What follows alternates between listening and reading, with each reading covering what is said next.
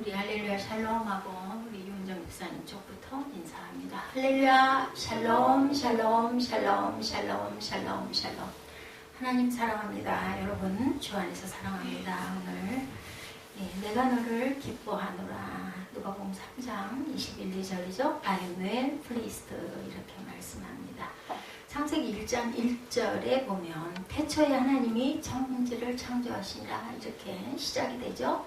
이제 현재 존재하는 우주가 의식이 없는 힘이나 생명이 없는 물질들이 모여서 우연히 생겨난 것이 아니라 천지 만물을 창조하심으로 하나님께서 그 결과로 우리가 생겨났고 세상이 생겨났다 이런 말씀입니다. 하나님은 태초에 우주와 그 가운데 있는 만유를 지으신 천지의 주제이시죠.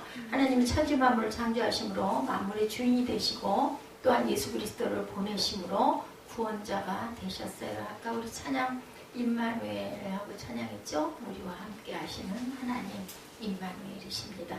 창조하시니라 원어로 바라라고 합니다. 아무것도 없는 상태에서 어떤 존재를 만들어내는 것을 의미합니다. 바라라는 뜻은 모든 것이 가능하시고 일체의 일들이 가능하신 전능자 하나님이시기에 무에서 유로 무엇이나 다 창조가 가능하셨죠. 하나님께서는 태초에 무에서 유를 창조하셨고 창조하신 물질을 사용하여 전 우주를 자신의 뜻에 맞도록 조성해 나가셨습니다. 어떤 그 나라의 왕자가 하나님을 그렇게 안 믿었다면서요. 그래서 그 어머니와 아버지가 그 대왕대비겠죠. 아버지가 엄청 그걸로 인해서 고민을 했다고 그래요. 왕이 계실 때 이제 왕위를 물려줘야 할 텐데 저 왕자가 저렇게 하나님을 안 믿으니 어떡하냐. 그래서 제가 언젠가 한번 말씀드렸었죠. 뒷뜰에다가 정원을 예쁘게 만들어서 씨앗을 심었다고 그럽니다. 그래서 그 나무들이 자라가지고 꽃이 무성하게 폈을 때 왕자를 데리고 우리 뒷궁전 산책하자 그래가지고 그때까지는 아마 대궐이 넓으니까 안 보여줬겠죠. 거기를 딱 갔더니 이 왕자가 너무너무 이쁘다고 막 뛰면서 활짝 뛰면서 너무너무 좋아하더래요. 그래서 어머마마 이거 누가 만들었어요? 하고 물어봤대죠. 그랬더니 어머니 왕비님이 이거 그냥 생겨난 거야. 만들긴 누가 만들어? 저절로 생겼어. 그랬더니 에이 말도 안 돼. 그런 게 어딨어. 누가 만들어서 갖고 쓰니까 이렇게 아름답죠. 그래서 이 땅도 이 세상도 너도 나도 이렇게 우연히 된 게 아니라 하나님이 창조하셨단다 이렇게 얘기를 해서 그 다음부터 그 왕자가 하나님을 잘 섬기고 믿고 정치를 잘하는 그러한 아주 훌륭한 선왕이 되었다 이러한 이야기가 있습니다. 하나님 창조는 말씀에 의해서 이루어졌어요. 어떻게 말씀에 의해서 이루어졌을까요? 그래서 우리가 말을 긍정적인 말을 잘해야 됩니다. 뭐 말을 그렇게 잘한다고 뭐가 되겠어 절대로 그러시지 마시고 너무 말을 안 듣는 자녀가 있을지라도 아이고 착하고 아주 그냥 예쁘고 세상에서 없는 보물이다 하고 자꾸 칭찬을 해주시기 바랍니다. 저도 잘 못합니다. 여러분들은 하실 줄 믿습니다. 이 창조의 서두는 하나님이 가라사대라는 말씀으로 시작하죠. 그 옛 성경에는 가라사대, 지금은 말씀하시되 이렇게 번역이 되어 있습니다. 이 말씀은 6일간의 창조 기사에서 10번이나 반복이 됩니다. 첫째 날에 빛을 창조하셨습니다. 빛은 만물 생성의 근원입니다. 우리 지금 불빛, 성전에 있는 빛, 그죠? 저를 비추고 있는 저쪽에서 조명을 또 더 쏴주는 그 빛. 빛이 없다면 이 성전이 아주 어두워요. 깜깜해요. 창문을 활짝 열면은 빛이 들어오는데 날이 흐리거나 어두우면은 빛이 들어오지 않으면 깜깜하죠.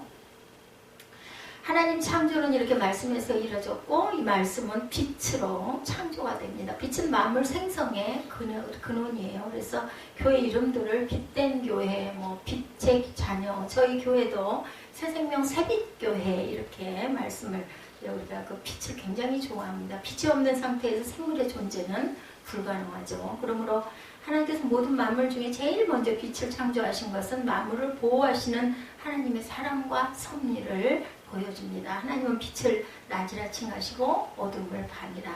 여러분들 백야라는 영화 보셨어요? 계속 낮만 계속돼요. 굉장히 지루하죠.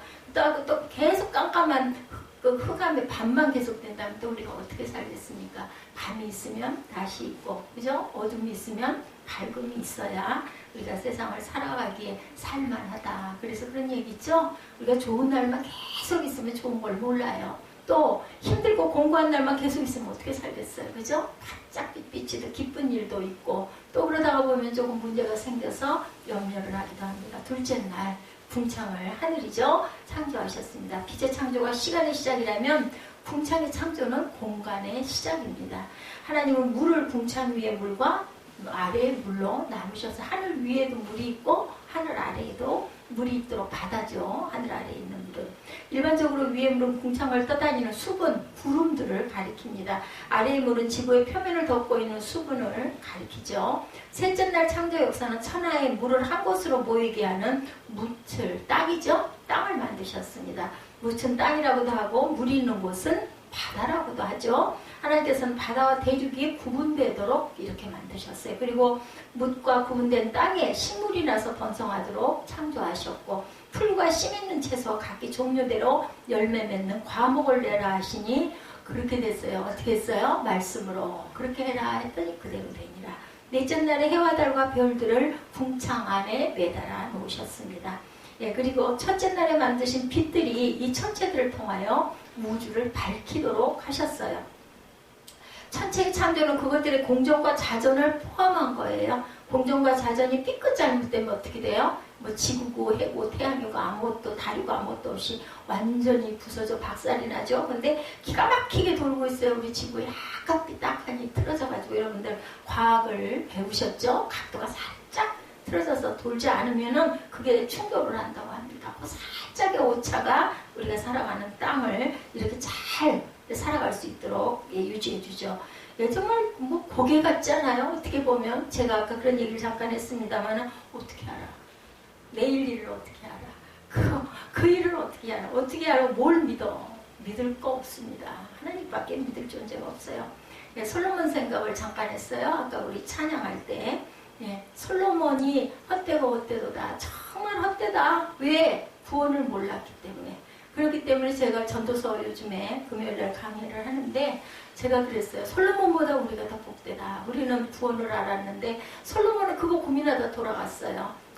모든 영화를 다 누려보고 그죠? 벽돌을 은으로 찍어서 예, 성을 지었을 정도로 그렇게 부유했습니다.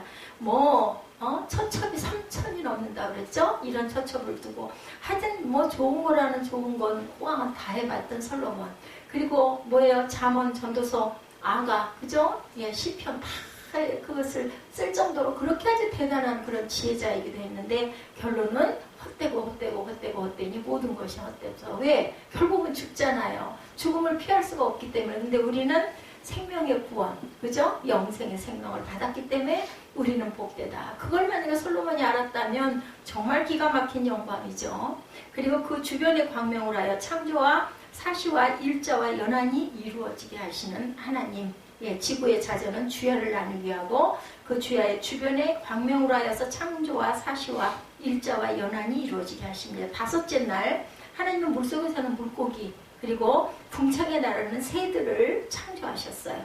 물고기와 새는 다 함께 처음부터 다양한 종류로 만들어졌습니다. 하나님은 물고기와 새들을 지으신 후에 생육하고 번성하라, 땅에 충만하라 이렇게 축복하셨죠. 이런 생물체의 진화를 주장하는 자연과학자들의 견해에 대해서 명백히 오류를 지적하는 선언이기도 합니다.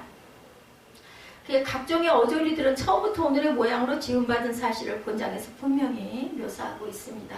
과학이 끝까지 가면은 그 다음에는 그 창조주를 찾는다고 그러죠. 그래서 별이나 천체에 간 그런 우주과학자들이 탐험을 하면서 놀라운 하늘이여 하나님을 찬양하나이다. 이 소리가 저절로 나온대요. 그것이 그냥 만들어졌다고는 아무도 믿을 수가 없는 거죠. 창조사역은 마지막 날 여섯째 날이죠. 하나님은 세 가지 유형의 짐승들을 지으셨습니다.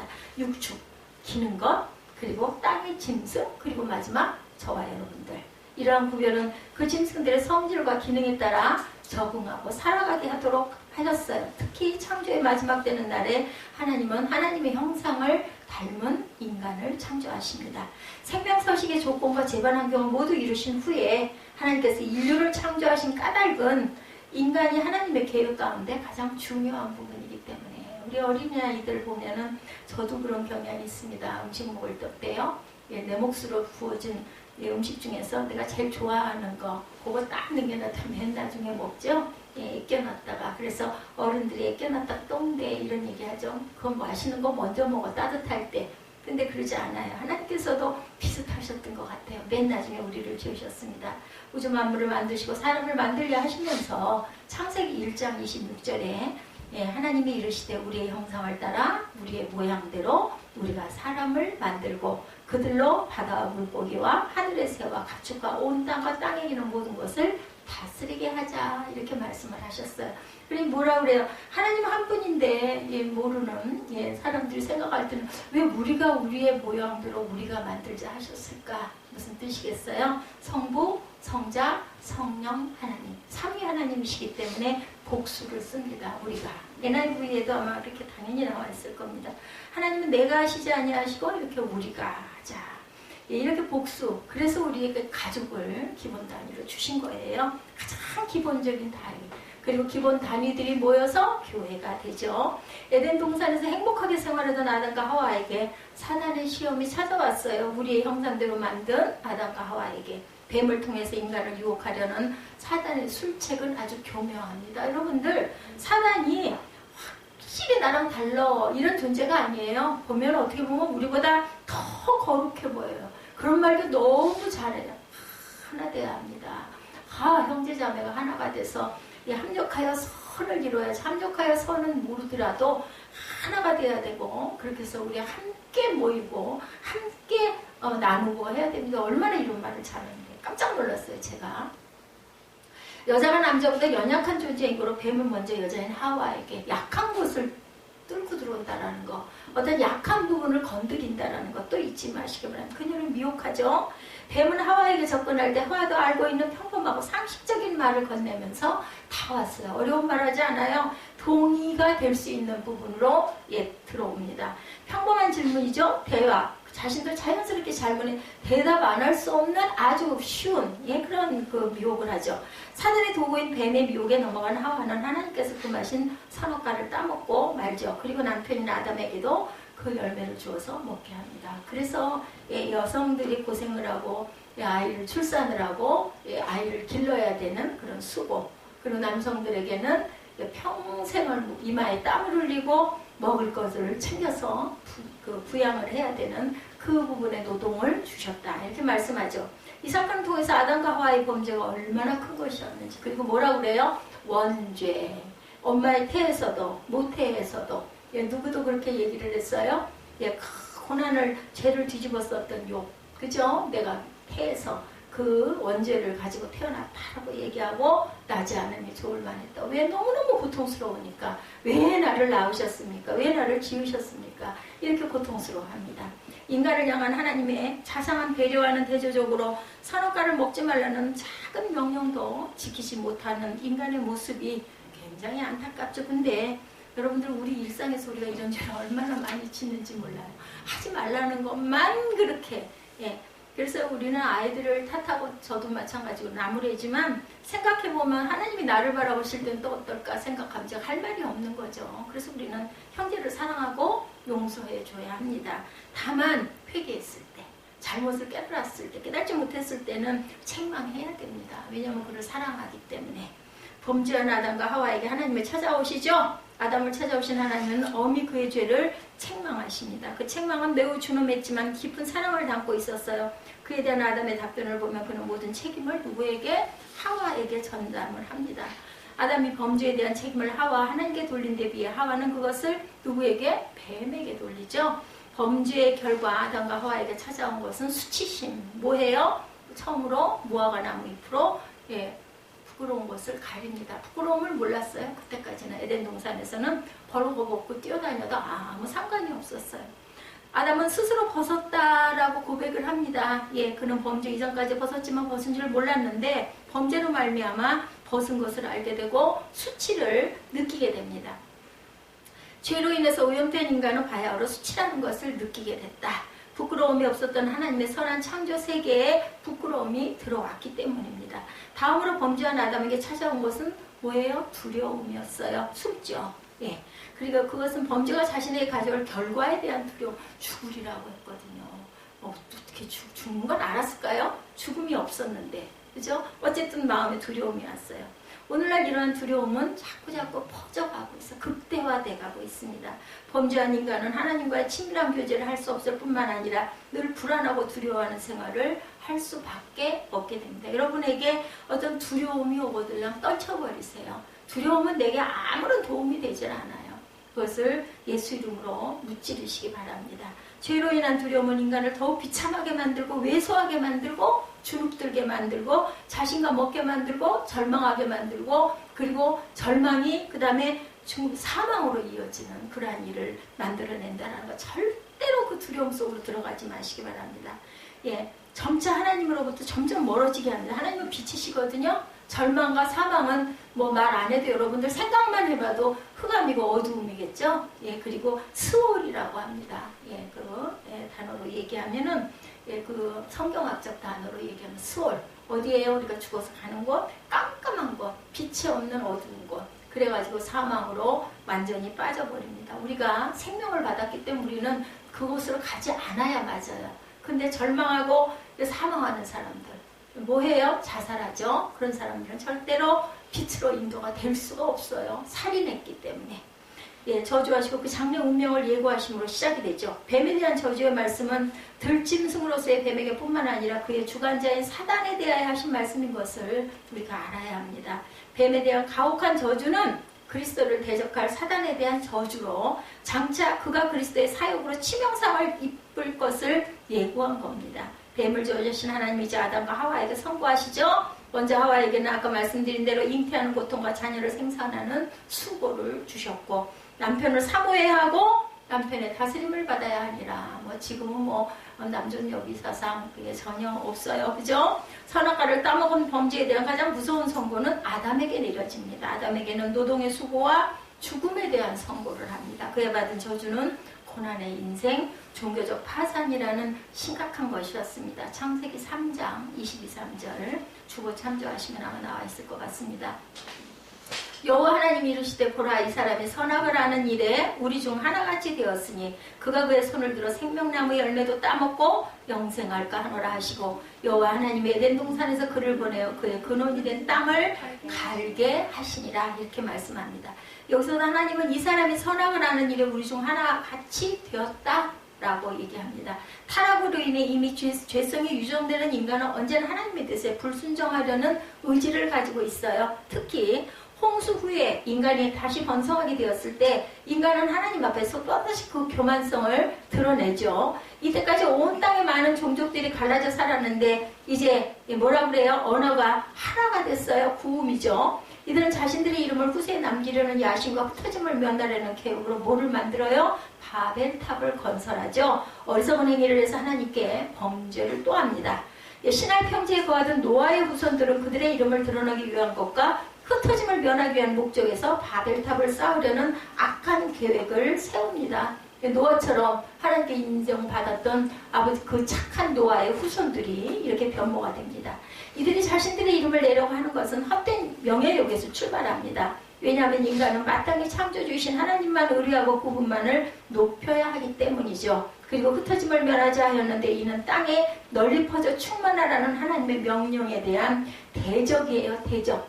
여러분들 가장 중요한 것 순종입니다. 마음에 깨달음이 왔을 때 내가 잘못을 깨달았을 때 우리 사람 사이에도 그러죠. 오늘 우리 세빈 예배에서 그런 부분이 나와 있었어요. 우리가 항상 잘못을 얼른 인정할 줄 알아야 된다. 이런 그 이야기 제각을 읽으면서 엄청 동의를 많이 했습니다.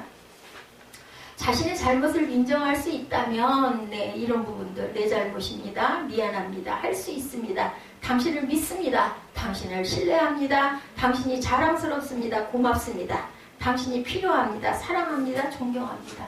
이런 말 10가지를 하면 상대방과의 거리가 엄청 가까워지고 상대방과 마음을 나눌 수 있겠죠. 이런 마음, 이런 자존을 나를 잘 낮출 줄 아는 그러한 마음을 가졌을 때 사랑과의 귀한 그 인연이 귀하게 잘 맺어질 수가 있습니다.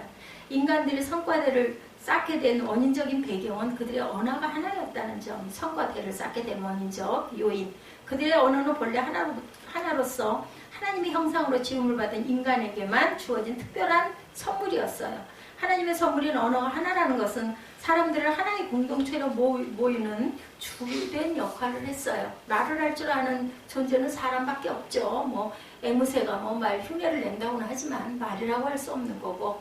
근데 하나님의 축복의 선물로 부여된 언어를 자신들의 교만과 명예를 위한 수단으로 사용함으로 하나님이 주신 축복을 악용하는 죄를 범했고 하나님의 뜻을 거스립니다.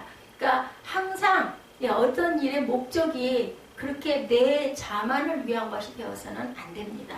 하나님 없이 이루어지는 경영은 인간의 욕심과 죄의 본성에서 출발하기 때문에 경영의 과정에 반드시 하나님의 심판이 뒤따른다라는 것. 인간의 악한 계획에 따라 건축되는 바벨 탑을 하나님은 이미 아시고 그들의 언어를 혼잡케 하심으로 무너뜨리죠. 실패하게 합니다. 창세기 11장 7절이죠. 자, 우리가 내려가서 거기서 그들의 언어를 혼잡하게 하여 그들이 서로 알아듣지 못하게 하자 하시고 여기서도 자, 우리가 내려가자라고 이렇게 말씀합니다. 이사야가 소명을 받을 즈음에 이스라엘의 상황을 너무도 죄악이 관영했던 시기였어요. 이사야는 그가 하나님의 말씀을 하나님의 백성들에게 전언하는 선지자로 부르심을 입을 때 하나님을 만났었죠. 성전에서 만났어요. 그 이사야도. 그때 그가 만난 하나님은 그 영광이 온 땅에 충만한 그런 분이었습니다. 한마디로 이사야를 부르신 하나님은 이 세상에서 보잘것없는 존재로 있는 인간들과는 달리 스스로 빛나고 존귀하신 존재로 있는 영광의 하나님이셨습니다. 실로 하나님은 다른 존재로부터 무엇을 받아야 하거나 조금이라도 부족함이나 어두움이 있지 않고 충만하시고 높으시고 밝으신 분이었어요. 이사야가 만난 하나님은 거룩하시고 전능하신 하나님이었죠. 즉 정하시고 동시에 온 세계 열방을 다스리는 하나님이셨다라는 거죠. 따라서 이사야 선지자는 하나님으로부터 정함을 받아서 깨끗함을 받죠. 누가? 천사들이 불을 달군 그 젓가락을 들고 와서 입술을 지져주죠. 그래서 이사야가 나는 망하였구나. 나는 하나님의 형상을 봤으니 나는 죽었어. 그랬더니 괜찮다라고 위안하고 네 죄가 다 씻겼다라고 얘기하는 부분이 이사야 6장에 나와 있습니다. 결론적으로 이사야가 오늘 우리에게 전해주고 있는 말씀은 바르고 힘있는 하나님의 말씀이다. 이사야는 자기 사회의 죄악을 보고 한탄하고 있었지만 그 문제를 해결하기 위해서 스스로 하나님께 나아갈 수는 없었습니다. 오로지 하나님께서는 이사야에게 찾아오시고 그에게 이스라엘 백성이 어떻게 살아가야 되는 것인지 그 길을 제시해 주십니다. 이사야가 해야 할 사명을 또한 가르쳐 주시죠. 하나님은 찾아오시는 분입니다. 그래서 우리는 바로 진리를 받을 수 있고 그것으로 참 구원을 이룰 수 있는 것. 지금도 하나님은 우리에게 오시죠. 그래서 하나님을 만나야 합니다. 이사야 6장 8절이죠. 내가 또 주의 목소리를 들으니 주께서 이르시되 내가 누구를 보내며 누가 우리를 위하여 갈꼬 하시니 그때 내가 이르되 내가 여기 있나이다. 나를 보내소서 하였더니 이사야에게 누가 우리를 위하여 갈꼬 이렇게 말합니다. 고린도후서 13장 13절에도 주 예수 그리스도의 은혜와 하나님의 사랑과 성령의 고통하심이 너희 무리와 함께 있을지어다. 이게 뭐예요? 우리 축도죠. 예수님은 대사명의 말씀을 주시며 아버지고 성부 아들 성자 그리고 성령으로 세례를 주시라고 말씀하세요. 마태복음 28장 19절이죠. 그러므로 너희는 가서 모든 민족을 제자로 삼아 아버지와 아들과 성령의 이름으로 세례를 베풀고 성경은 성부 하나님을 말씀하고 계시죠. 성경 고린도전서 8장 6절에도 그러나 우리에게는 한 하나님 곧 아버지가 계시니 만물이 그에게서 났고 우리도 그를 위하여 있고 또한 한 주 예수 그리스도께서 계시니 만물이 그로 말미암고 우리도 그로 말미암아 있느니라. 갈라디아서 1장 1절입니다. 사람에게서 난 것도 아니요 사람으로 말미암은 것도 아니요 오직 예수 그리스도와 그를 죽은 자 가운데 살리신 하나님 아버지로 말미암아 사도된 바울은 성자가 하나님이다 이렇게 표현하고 있죠. 로마서 9장 5절에도 조상들도 그들의 것이요 육신으로 하면 그리스도가 그들에게서 나셨으니 그는 만물 위에 계셔서 세세의 찬양을 받으실 하나님이시라 이렇게 말합니다. 하나님이시라 성자 하나님이시라 계속 하나님을 말씀합니다. 요한복음 1장 1절이죠. 태초에 말씀이 계시니라 이 말씀이 하나님과 함께 계셨으니 이 말씀은 곧 하나님이시니라. 요한복음 20장 28절입니다. 도마가 대답하여 이르되 나의 주님이시여 나의 하나님이십니다. 성령님이 하나님이라고 증거하죠. 사도행전 5장 3, 4절에 베드로가 이르되 아나니아여 어찌하여 사탄이 내 마음에 가득하여 내가 성령을 속이고 땅과 얼마를 감추었느냐. 땅이 그대로 있을 때에는 내 땅이 아니며 탄 후에도 내 마음대로 할 수가 없더냐. 어찌하여 이 일을 내 마음에 두었느냐. 사람에게 거짓말을 한 것이 아니요 누구에게? 하나님께로다. 거짓말은 하나님께. 나는 자신은 못 속이죠. 남들은 다 속이지만 그게 바로 우리 마음 안에 하나님이 좌정하고 계시기 때문에 다 아신다는 겁니다. 요한복음 15장 26절에 내가 아버지께로부터 너에게 보낼 보혜사 곧 아버지께로부터 나오시는 진리의 성령이 오실 때 그가 나를 증언하실 것이요 그러면서 한 하나님이다. 그렇게 증거합니다. 신명기 4장 35절에 이것을 내게 나타내시면 야훼는 하나님이시요 그 외에는 다른 신이 없음을 내게 알게 하려 하십니다. 여기서도 하나님을 말씀합니다. 열왕기상 8장 60절에 이 세상 만민에게 야훼께서만 하나님이시고 그 외에는 없는 줄을 알게 하시기를 원하노라. 디모데전서 6장 15절에 기약이 이르면 하나님이 그의 나타나심을 보이시리니 하나님은 복되시고 유일하신 주권자이시며 만왕의 왕이시며 만주의 주시오. 디모데전서 1장 17절에 영원하신 왕 곧 썩지 아니하고 보이지 아니하고 홀로 하나이신 하나님께 존귀와 영광이 영원 무궁토록 있을지어다. 전부 다 하나님이시죠. 신명기 6장 4절에 이스라엘아 들으라 우리 하나님 야훼는 오직 유일한 여호와시니. 에베소서 4장 5, 6절입니다. 주도 한 분이시오 믿음도 하나요 세례도 하나요 하나님도 한 분이시니 곧 만유의 아버지시라. 만유 위에 계시고 만유를 통일하시고 만유 가운데 계시도다. 저와 여러분 안에 계시는 하나님입니다. 고린도전서 8장 4절에 그러므로 우상의 제물을 먹는 일에 대하여는 우리가 우상은 세상에 아무것도 아니며 또한 하나님은 한 분밖에 없는 줄 아느니라. 그래서 고사 지내고 이런 거 사실 별거 아니야. 아무것도 아니야. 그 귀신이 없는데 그냥 먹어도 상관없어. 이렇게 담대하게 먹는 분도 있습니다. 요한복음 5장 44절에 너희가 서로 영광을 취하고 유일하신 하나님께로부터 오는 영광은 구하지 아니하니 어찌 나를 믿을 수 있느냐. 로마서 3장 30절에 할례자도 믿음으로 말미암아 또한 무할례자도 믿음으로 말미암아 의롭다 하실 하나님은 한 분이시라. 이런 하나님의 관계를 한마디로 나타나는 말이 바로 삼위일체이죠. 시편 139편 6절에 이 지식이 내게 너무 기이하니 높아서 내가 너에게 미치지 못하나이다 하신 말씀대로 하나님의 삼위일체는 다 이해하기 힘든 하나님의 신비. 그래서 아까 말씀했죠. 우리가 이제 우리의 형상대로 우리의 모습대로 우리를 닮은 그러한 사람을 만들자 이렇게 얘기를 하셨다는 거죠. 그런 가운데 성경에 삼위 하나님 함께 나타난 사실을 통해서 이해해야 되는 일들을 말씀합니다. 메시아의 길을 예비하고 평탄케 하는 사역을 감당하는 세례 요한이죠. 광야에서 외치는 자의 소리는 참된 구원을 알리는 것이고 주의 길을 예비하고 평탄케 하기 위한 것이었기 때문에 이 사명을 충실히 세례 요한은 수행을 합니다. 예수님보다 몇 개월 일찍? 6개월 일찍 태어난 사춘이에요. 하나님께서 베푸시는 구원의 길에 많은 무리들이 걸어가기를 바라는 마음으로 회개의 세례를 베풀죠. 세례 요한의 사역은 많은 사람들에게 알려졌고 많은 이들이 그에게 와서 세례를 받으려 했어요. 요한은 그들에게 회개에 합당한 열매를 맺으라고 외치죠. 회개는 말로만 하는 것이 아니라 삶을 통해서 이루는 것임을 강조합니다. 가난한 자들을 돌아보며 공의를 행하고 이웃을 사랑하는 것이 합당한 열매고 이것은 하나님의 백성들이 해야 할 마땅한 일인데 하나님은 자신의 나라에 불러들일 백성들을 선별하시는 기준으로 이 방법을 제시하시죠. 여러분도 다 침례받으셨죠. 세례 요한의 사역은 성령과 불과 세례를 주시는 분이 오시면서 완성이 되세요. 근데 누가 예수께서도 세례 요한에게 세례를 받으셨어요. 감당할 수 없나이다 했더니 이것이 하나님의 뜻이다 하고 세례를 받죠.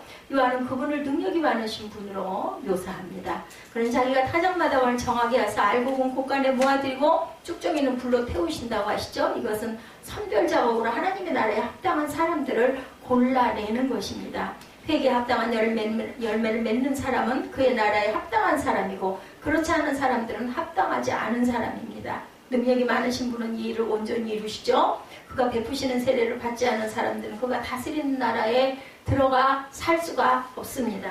세례 요한은 요단강 근처에서 회개의 세례를 베풀고 무리들에게 회개에 합당한 열매를 맺도록 권하죠. 그리고 자신은 그리스도가 아니고 자신은 지금 물로 세례를 주지만 그리스도께서 오시면 불과 성령으로 세례를 주실 것이다 라고 얘기합니다.